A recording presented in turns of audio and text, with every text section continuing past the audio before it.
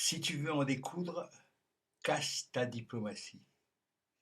C'est ce qu'a fait récemment notre président, qui veut pas du tout de corps intermédiaire, qui veut être en direct live avec le monde. Hein. Euh, voilà. Parfois ça marche, mais c'est rare. C'est rare que ça. D'ailleurs, il faut dire une chose, c'est que en général, ce sont les régimes autoritaires qui se passent tôt ou tard de la diplomatie. C'est comme ça. Hein. Euh, Hitler utilise la diplomatie au départ un petit peu comme ça, histoire de faire semblant. Hein. Avant les accords de Munich, il joue avec ça, il joue. Et puis finalement, au bout d'un certain temps, c'est lui qui prend la main et il envoie chier tout le monde. Et évidemment, ça va mal se terminer, parce qu'au bout du compte, ça se termine toujours mal. Donc les Américains ont fait ça, souvent les Américains, enfin, le gouvernement américain a fait ça, notamment avec l'Irak. On se souvient d'un effort diplomatique de Chirac par l'intermédiaire de Villepin, qui est allé allé faire un discours remarquable avant la guerre du Golfe. Ça n'a servi à rien, ce discours, mais il était beau. Il était plutôt bien fait, bien troussé. Et d'ailleurs, euh, comment on s'en est servi, le cinéaste, ça va me revenir, s'en est servi pour le film Quai d'Orsay. Voilà, Bertrand Tavernier. Non, c'est pas lui. Je crois pas que ce soit Bertrand Tavernier. Non, je crois. Peut-être. Il faudrait que je vérifie. Enfin, toujours est-il que ce film, à la fin, Thierry Lhermitte, qui joue le rôle du ministre, euh, reprend mot pour mot le texte de Villepin à l'ONU. Bon. Et qui est applaudi d'ailleurs, il faut s'en souvenir. Bon, et puis après, tout de suite, les Américains passent outre tout ça et vont bombarder pour de fausses raisons, de mauvaises raisons, des mensonges, comme de bien entendu. On se souvient de la petite fiole d'anthrax et des armes de destruction massive du dictateur irakien, hein, de Saddam Hussein. On se souvient de ça. Enfin, ceux qui s'en souviennent pas devraient aller se renseigner.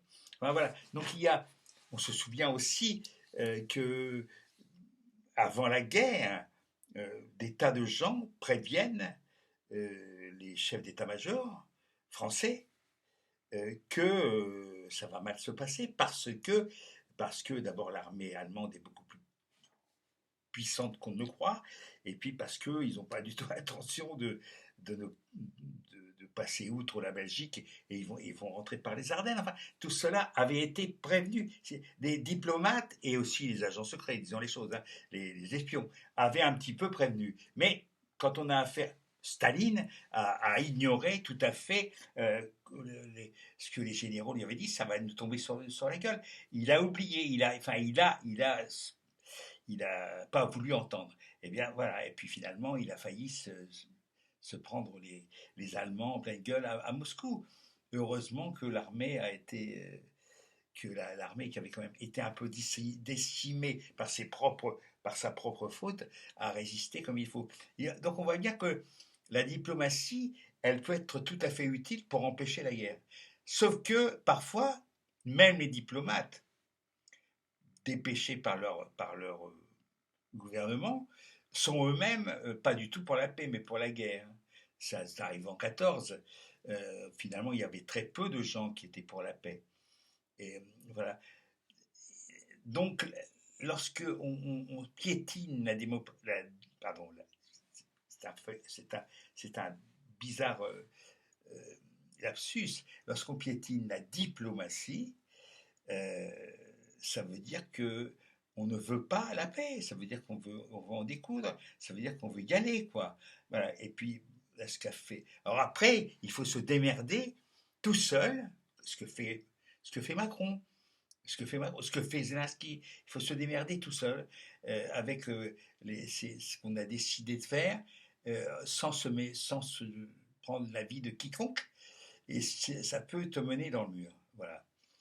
Alors, cela dit, il y a une faute au niveau des affaires étrangères et de la diplomatie, général, et des affaires étrangères, et de la politique internationale, en ce moment, qui est catastrophique, c'est la coupure de la France, de l'Occident, mais surtout de la France. Parce qu'on a des intérêts quand même. On aurait pu faire attention. Mais non. Euh, on ne peut pas à la fois. euh, c'est très difficile de se détacher d'un esprit colonial. C'est très compliqué. Même chez les jeunes, ils ont encore l'esprit colonial. C'est ça qui est terrible.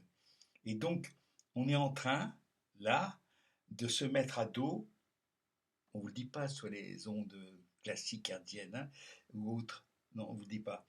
On est en train de se mettre à dos absolument tout le reste du monde de ce qui n'est pas, occidental. C'est-à-dire en gros les États-Unis, l'Europe occidentale, pas toute d'ailleurs, l'Europe occidentale, l'Australie, et voilà, et le Japon. Et encore, c'est pas sûr. On est en train de se mettre à dos l'Afrique, l'Amérique du Sud, une grande partie de l'Asie. Parce que on continue à avoir l'arrogance des anciens colonisateurs. Sauf que maintenant, ça ne marche plus. On le voit en Afrique, ils n'ont pas du tout l'intention de se laisser intimider. C'est clair. Et ils ont raison. Ils ont raison.